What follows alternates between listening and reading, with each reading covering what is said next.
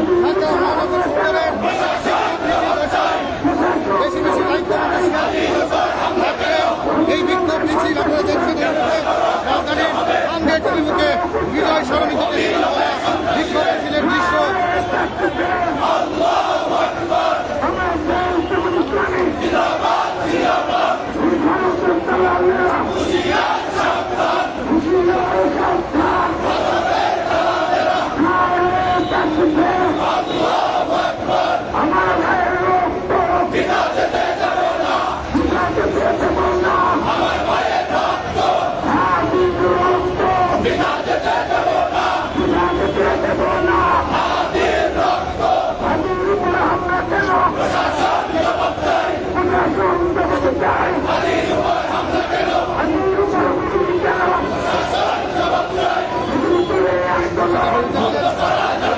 ঢাকা 12 আসনের সংসদীয় প্রার্থী